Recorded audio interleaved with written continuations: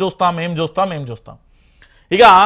త్వరలో నీరా కేఫ్ ఎత్తివేత హోటల్గా మార్చేందుకు టూరిజం శాఖ ప్రయత్నాలు గౌడన్నల ఆత్మగౌరవ పతాకకు తీవ్ర అవమానం కేఫ్ ఖాళీ చేయాలని త్వరలో నోటీసులు అగ్రకుల వర్గానికి దారాదత్తం దిశగా యత్నం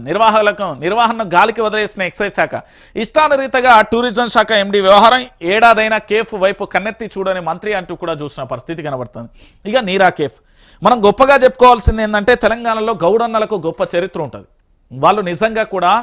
తాటి కళ్ళు గీసేటప్పుడు వాళ్ళని ఒక్కసారి మీరు ఆలోచించండి వాళ్ళ యొక్క మడిమల దగ్గర కాయలు కాసి పుండ్ల లెక్క ఎట్లుంటాయో చూడొచ్చు దాంతోపాటు వాళ్ళ వీపు మీద ఎట్లుంటుందో చూడొచ్చు వాళ్ళ నడుము కాడ ఎట్లుంటుందో చూడొచ్చు మొత్తం అవి ఎంత అంటే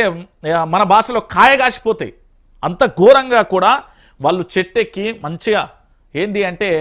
ప్రకృతి నుండి వచ్చే ఆయుర్వేదం మంద అంటారు అలాంటి కళ్ళును తాటి కళ్ళు ఈత కళ్ళు ఇతరత్ర కళ్ళును కూడా అన్ని రకాలుగా ప్రజలకు అందించే ప్రయత్నం చేస్తాడు దాంట్లో భాగంగా నీరాకు సంబంధించి చాలా చోట్ల కూడా పంట పొలాల్లాగానే కూడా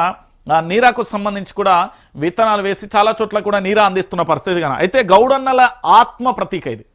హైదరాబాద్లో నీరా కేఫ్ ఉంది ఇక్కడికి చాలామంది కూడా వస్తారు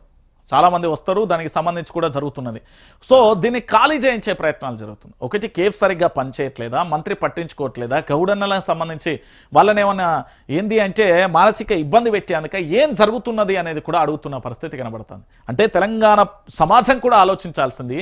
ఒక నీరా కేఫే కాదు తెలంగాణలో మీరు ఇప్పటి వరకు ఉన్న చాలా వరకు కూడా అన్నీ ఆలోచించండి అన్నిటి మీద కుట్రలు జరుగుతున్నాయి అన్నిటి మీద కుతంత్రాలు జరుగుతున్నాయి కాబట్టి తెలంగాణ సమాజం ఇప్పటికైనా మేలుకోకపోతే